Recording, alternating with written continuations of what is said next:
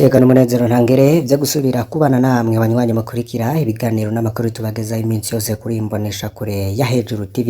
Uyu ni umwanya w'amakuru agezweho twabatunganirije turi kuwa kane kw'itariki ya 17 Gitugutu 2024. Turabaha ikaze banywanyi bacu mudahwema kudukurikira amakuru dushikiriza hagaruka ku bisata birimwo politike, agateka kazi na muntu, ubutungane, bivugwa mu kibano, bivugwa mu ntwaro, bitangazwa n'abategetsi batandukanye, ngingo n'amatangazo bigenewe abenegihugu hamwe n'ibindi byinshi tubaronkera byanditswe bumenyesha amakuru no ku mbuga ngurukana bumenyi, tutiyobagije kandi n'ayandi menshi tuba twatohoje binyuze mu masoko yacu dufise irya nino. Wowe udukurikiye uri mu Burundi imbere turaguhaye kaze, uri mu bice bitandukanye ku mugabane wa Afrika no ku yindi migabane ya kure ukaba utwumviriza nawe turaguhaye kanze kandi turagukengurukiye cane. Muri aya makuru rero turaza kwibanda ku ngingo nkuru zikurikira.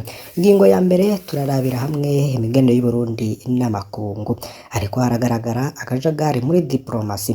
Ambasaderi Ntahiraja ahagarariye igihugu c'u Burundi mu bumwe bwa Buraya ndetse n'Ububirigi ahamagara abarwizatunga mu Bubirigi mu gihe Willy Nyamitwe ahagarariye igihugu c'u Burundi muri Ethiopia ndetse no muri Afrika yunze ubumwe ariko arabatuka. Ambasaderi Terence Ntahiraja rero akaba aserukira Burundi Buruseli mu Bubirigi, akarere jejwe kaba kagizwe n'Ububirigi, ubumwe bwa Buraya na Luxembourg. Muri kino gihe Terence Ntahiraja ariko akora ibyo ashoboye byose ngo imigenderanire y'u Burundi n'Ububirigi isubire kuba myiza, gikorwa ashizeko inguvu cane muri ino minsi no kurondera ko abarwizatunga b'Ababirigi bo kwitabaye inama y'abarwizatunga bashaka kuzana imitahe mu Burundi izoberewe Bujumbura muri Kigarama uyu mwaka turimwo. Muri iyo ntumbero rero Ambasaderi Ntahiraja agerageza gukomeza diaspora y'abarundi begereye CNDD-FDD ngo bamufashe kwerekana ishusho nziza y'u Burundi y'ubutegetsi buri mu Burundi, ariko Ambasaderi Willy Nyamitwe wewe akaba yamuhinyuje. Muti yatangaje ayahe majambo n'amajambo abenshi bafase ko ari ugutukana. Ibyo Willy Nyamitwe yatangaje ndetse n'ibindi vyerekeye n'iyo nkuru vyose ni muri aya makuru. Nayo mu birabana n'agateka kazi na muntu turaza kubageza ko ido nido kwikubagurwa rya Patiri Olivier Ndayikengurukiye. Benshi rero bakaba twaranabibagejeje ko tubabwira ko Patiri Olivier Ndayikengurukiye yari yanyurujwe n'iperereza mu nyuma aza kurekurwa, ariko rero ibyamushikiye n'agahomerabunwa turaza kubigaruka ko ku buryo burambuye. Izo ngingo uko hari zibiri tugiye kugaruka ko, cyo ngusaba nuko niba utari wafyonda kuri subscribe canke sabone mu gifaransa ufyonde ko kugira ngo ujuronka amakuru n'ibiganiro vyacu uri mu bambere. Ambasaderi Ntahiraja, Ambasaderi Willy Nyamitwe, ibintu ni yegereyegere hagati yabo. Ambasaderi Terence Ntahiraja aserukira Burundi i Buruseli mu Bubirigi, twabibabwiye mu buryo bw'imfunyapfunyo. Hari inama iriko irategurwa y'abarwizatunga bashaka kuzana imitahe mu Burundi izobera Bujumbura muri Kigarama 2024. Muri iyo ntumbero Ambasaderi Ntahiraja agerageza gukomeza diaspora y'abarundi begereye CNDD-FDD ngo bamufashe kwerekana ishusho nziza y'u Burundi n'ubutegetsi buri mu Burundi. Ni gutyo muri ino minsi rero yakiriye bamwe mu baserukira iyo diaspora nshasha nka Burere Rufyiri, hari mu baserukira iyo diaspora yegereye CNDD-FDD nawe aba mu Burundi. Muri ino minsi nyene Ambasaderi Ntahiraja yaratumye ko n'amanama y'abarwizatunga b'Ababirigi anabahuza n'umushikiranganji Robert Shingiro ngo bumvishe ko bakwitabiye inama i Bujumbura, aho bagerageza kubabwira ko umutekano ari wose, ko bazoronka uburusho ko igihugu ubu ari amarame ya diaspora nayo igasasira. Willy Nyamitwe rero ku rundi ruhande we akagira ati mwanguha abo n'abanzi bacu.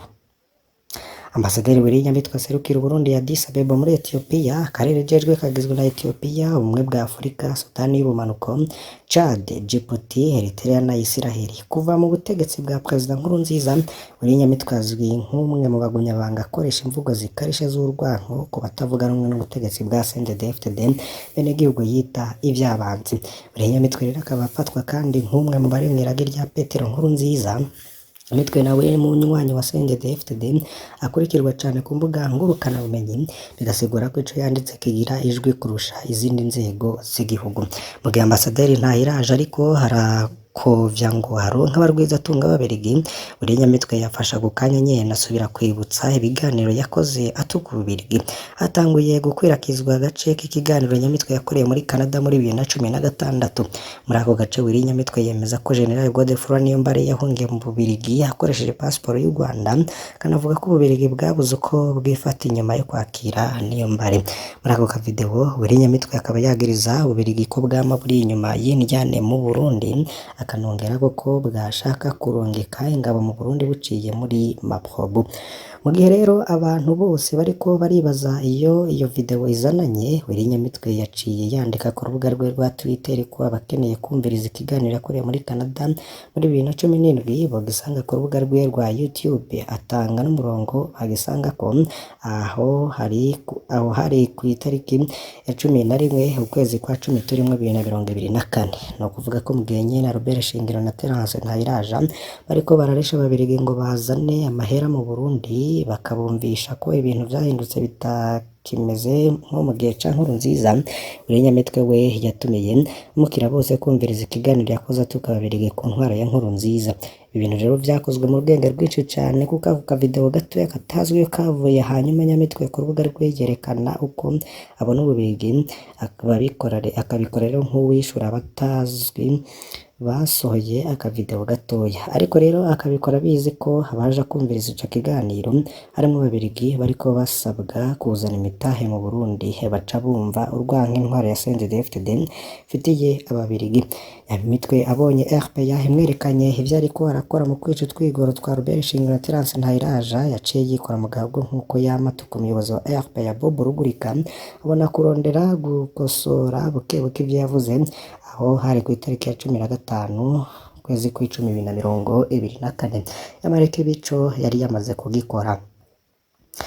Gusa rero benshi bavuga ko mu byo Burinyamitwe yatangaje harimwo ukuri, ariko nta cahindutse ngo mu Burundi ngo kuko nivyo ashikiriza. Niko Burinyamitwe aboneka ko ariko haragwanya mu rwenge rwinshi ibikorwa vya Ambasaderi Ntayiraja mu Bubirigi, ariko kandi ico yakoze niko kiri, ngo nta mpinduka intwaro ya Varisito Ndayishimiye yazananye mu Burundi. Ivyiyumviro vy'urwanko vyaranze ikiringo ca gatatu ca Nkurunziza nivyo bikiranga intwaro ya Ndayishimiye. Burundi rero bakaba babandanya kwicwa no kunyuruzwa ataco binonwa. Ubutungane rero ngo ntibukora nk'uko vyari bimeze Nkurunziza, indiri z'Abarundi ngo baracitwa abansi b'igihugu. Abatari bake ngo baracari impunzi zihigwa n'ubutegetsi bwa Ndayishimiye. Mu Burundi rero ngo nta mwidegemvyo havugwa. N'amatora ya 2025 arimirije none n'umugambwe wari wabaye wa kabiri warasambuye kugira ngo babuze ko yitaba. Nkurunziza we basi yari yaretse agatorwa asaritoza, ariko ivyo Ndayishimiye ntavyo ngashoboye. Kuguhamagara abarwizatunga babura yabimaze ikinga ufunze muganga Christophe Zahaba ngo aho ibitaro Kira Hospital vyugururwa muri 2015. Perezida Nkurunziza yari yashimagije Christophe Zahaba nk'umurundi w'akarorero kubona agira umutima wo kubaka ibitaro vy'akarorero mu karere. Yongera kwega abarwizatunga bo mu Busuwisi bazana amafaranga atari make, ariko abategetsi bamaze kubona ingene Kira Hospital iriko irahurumbirwa n'abarwayi bo mu karere, ngikabona ingene bazana n'amadolari, indoto yabaye yo kunyaga ivyo bitaro. Umwe yashimagizwa amaze imyaka 2 n'igice mu munyororo, nta n'urubanza agira, nta narekore no kuja kwivuza. None ubu abandi barwizatunga bagiye kuzana imitahe kugira ivyabo bizohave binyarwa gutyo nyene. Nta muntu yifuza kujana amatungo yiwe mu gihugu kitagira n'ubutungane. Igihugu umukuru w'iperereza ategeka ubutungane, nta munyamahanga yo kwifuza kugishiramwo amahera yiwe kubera atigera amenya ibizokurikira. Amakuru rero hari yemeza ko n'abarwizatunga benshi b'Abarundi bariko barajana amatungo yabo hanze kubera batabona iyo ntwaro ya Ndayishimiye iriko irabajana. Ubwo umutekano wabo ntitwavuga amazina y'abarwizatunga bakomeye muri CNDD-FDD bariko batondera ababafasha guhungisha ababo n'amatungo yabo. None igihugu kitizewe n'abacu kigiye kwizerwa n'abanyamahanga. Intwaro ya Ndayishimiye ngo nitahukane impunzi isubizeho n'uburenganzira bw'Abarundi, ikomeze n'ubutungane, kirwanye ibiturire, irabe ko izoronka iyo izokwiza abarwizatunga. Ariko rero ngo bigumye uko biri nta kazoza. Nyamitwe naho hamwe ntiyabeshe, intwaro ntiyahindutse, iracarangwa n'urwanko, ikibi, guhonyora agateka kazira muntu, kunyaga, kwiba amatungo y'igihugu n'ay'abandi, ububeshe butagira izina, igikenye no gutukana. Inyuma y'iyi nkuru rero hakaba ngo hitezwe n'ibindi bitutsi vyinshi vyiwe kuko ngo nico ashoboye. Niko Pacifique Ninahazwe yavuze, akaba yavuze ko Nyamitwe ashoboye gutukana gusa igihe cose leta ya Ndayishimiye izoba yubakiye ku bantu nka Nyamitwe ngo bizogorana kuyizera. Ibi rero bikaba vyanditswe na Pacifique Ninahazwe.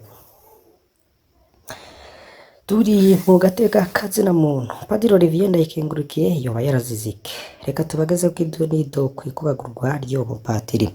Hari benshi rero bibaza ico Padiri Olivier Ndayikengurukiye yoba yarakoze catumye iperereza ry'u Burundi rimukorera amabi araho.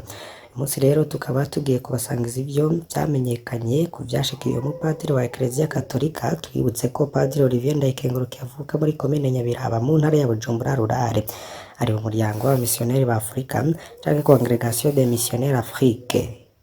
Asanzwe rero arangurira ubutumwa bwiwe mu gihugu ca Mozambique. Ivyago vya Padiri Olivier Ndayikengurukiye, Padiri Olivier Ndayikengurukiye rero akaba yaragize ivyo vyago mu gihe ari mu karuhuko mu Burundi, ari yaciye n'igihe gito ahejeje ikiruhuko c'amezi abiri aca arasubira muri Mozambique.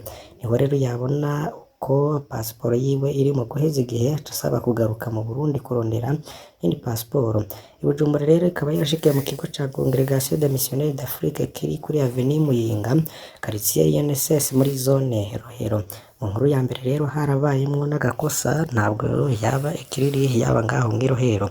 Ku munsi wa gatanu igerekezo rya kane ukwezi kw'icumi turimwo 2024 ku mugoroba niho Padiri Olivier Ndayikengurukiye yaje kuramutsa mukuru we mbere baraba aho bicara barasangira. Mu gihe rero bari bacicaye aho hantu niho babona ko hari imodoka iguma igenda igaruka hafi yabo, batera n'amakenga baca barafata ingingo yo gutaha. Mu gutaha rero bafashe taxi imwe, Padiri Olivier Ndayikengurukiye mukuru we n'umukenyezi wa mukuru we. Taxi bumvikanye ko ishikana ubwa mbere uwo muryango wa Padiri, hanyuma ikabona kujana Padiri hamwe yashikiye. Ariko rero mu kuvuga aho aba, Padiri yari yagenekereje taxi ya hafi yaho yashikiye. Ya taxi yari imushikanye aho yavuze iranka kubandanya ngo yimushikane hamwe aba. Padiri nawe rero yabona ari hafi cane ku buryo atokongera ko yandi mafaranga aca ashima kuhagenda n'amaguru. Bugiye ngo Padiri yari ashitse hamwe yashikiye agira dodore ngo bamwugururire, niho ya modoka nyene bari babonye yaca ishika. Barimwo rero baterura Padiri Ndayikengurukiye bamuterera muri ya modoka, agerageza kwigwanira, bamufuka igitambara mu maso, bamukubita akantu ku gakomokomo, aca rero atakaza ubwenge. Yasubiriye rero gutora ubwenge yisanga ari ahantu atazi. Padiri Ndayikengurukiye Olivier ntiyigeze amenya ikibanza yari afungiyemwo, naho ibimenyetso vyinshi vyerekana ko ari mu minwe y'iperereza canke y'abantu bakorana n'iperereza. Ntabwo yafungiye mu busho buzwi n'iperereza. Maze gutora ubwenge rero niho Padiri yatangura kubarazwa igufa, abazwa ibibazo bitandukanye. Yabajije umwidondoro we n'urutonde rw'abo bavukana. Mu bo bavukana rero bashitse kwitwa Calixte, baca bavuga ko ari we bakeneye. Uwo Calixte rero yarigeze guhunga igihugu, mu nyuma agaruka mu Burundi. Calixte rero akaba asanzwe asa na Padiri Olivier Ndayikengurukiye. Aribaza ko Padiri yoba yafashwe yitiranijwe na Calixte, ariko biragoye kubimenya. Padiri rero akaba yarakubakuwe ku buryo butangaje. Hari n'utuntu bazimuzibagura ku ntoke bakongera bakamukubita ku ngingo z'umubiri. Bamufashe rero bari bafise n'ibintu baza baramupompa buri gitondo, agaca ata ubwenge, akirirwa ameze nk'ikiyingiyingi atagira ubwenge. Kimwe mu bintu rero bitangaje ni ingene abamufashe bavuga ko batazi umwidondoro wiwe, kandi yafashwe afise pasiporo yiwe. Pasiporo yiwe yarimwo amadolari 500. Gishoboka nuko agifatwa abo bari bicaranye nyuma mu modoka bamusatse, barabona ayo madolari barayatwara, bajugunye pasiporo kugira abandi bari mu modoka ntibamenye ko hari amafaranga bakuyemwo. Gusa rero igitangaje nuko abanyuruje Padiri nabo barabonanye n'umuryango. Ku munsi wa mbere w'igenekezo rya 7 kwezi kw'icumi 2024 niho abantu bafashe Padiri batangura kwandikira bamwe mu muryango wa Padiri hamwe n'umupadiri wo muri ya Congregation des Missionnaires d'Afrique asanzwe akorera muri Ethiopia, ariko nawe nyene hari mu karuhuko mu Burundi. Bandika rero bakoresheje telefone ya Padiri Olivier Ndayikengurukiye. Bose rero babaza umwidondoro wa Olivier Ndayikengurukiye ico akora n'iyaba. Mu nyuma rero babandanije kwandikira patiri wenyene, abandi bo mu muryango barabareka. Mu nyandiko rero z'abari bafashe Patiri Olivier baguma berekana ko bakeneye uwitwa Calixte. Umuryango rero baravuganye, Calixte aravuga ati jewe ntaco niyagiriza, nditeguye kugenda bamfate nimba ari je bakeneye. Calixte nawe umupadiri rero bakaba barahanye isango n'abafise Patiri Olivier, bahurira kuri Messe des Officiers i Bujumbura, baranicara basangira agacupa, niho bamwe bari banyuruje Patiri Olivier baraba mu mashini yabo, baca bavuga ko uwo barondera basanze atari Calixte. Patiri na Calixte bati none ko uwo mwari mukeneye musanze atari we, ce muduha Patiri wacu Olivier, abandi ngo tuzobiraba. Nyuma rero wa mupadiri akaba yararonse n'ubutumwa buvuga ko bazobaha Patiri Olivier ari uko barisha amadolari 2,000. Bya bintu babihinduye isura, biva mu bibazo by'umutekano bija mu vyo kwiba amafaranga. Ku munsi wa gatanu igenekezo rya 11 ku kwezi turimwo, niho ku rubuga rwa Pacifique Ninahazwe yatabarije Patiri Olivier Ndayikengurukiye nyuma y'indwi afashwe. Umwe mu muryango wiwe yari yariye umutima amenyo, arabimenyesha abanyuruje Olivier rero bari bateye ubwoba umuryango ko bahirahiye bakabishira ahabona uwabo atazosubira kumubona. Ariko umuryango yibuka impanuro ndondeza yamitanga ati tugwanye nabi, reka tumutahirize. Aho rero byagiriye ahabona n'ikibazo cafashe iyindi ntumbero. Iperereza rero ntiryashaka kwemera ko rifise ico ripfana n'inyuruzwa rya Patiri Olivier, ari nayo mpamvu bamwe mu bakozi b'iperereza bakoreye ku makuru Pacifique Ninahazwe yatanze nabo bavuga ko bariko barakora amatohoza. Ngo rero ivyemezo ngo vyerekana ivyo iperereza ryagira rivurugute mu kwagiriza abatari ko aribo banyuruje Patiri Olivier. Kunyuruza Patiri wa Eklezia Katolika si ikintu gisanzwe, none ikibazo rero caraduze cane kirashikana Perezida Evariste Ndayishimiye. Amakuru arahari yemeza ko Perezida Ndayishimiye yamagaye umukuru w'iperereza General Major Ildefonse Barunama batazira kikunga mu amasaha 28 kugira Patiri Olivier Ndayikengurukiye yasubiriye kuboneka. Ildefonse Barunama yavuze ko Padiri adafungiye mu iperereza ariko ahabwa itegeko ryo kuba yatoye Patiri Olivier muri ayo masaha 28. Ni ukuvuga ko Perezida Ndayishimiye abizi ko mu iperereza aribo banyuruza abantu, no mu gihe rero bataba bazwi iyo bafungiye. Itegeko rero ryatanzwe ku wa gatanu mw'ijoro, ku wa gatandatu Patiri Olivier yaciye aboneka.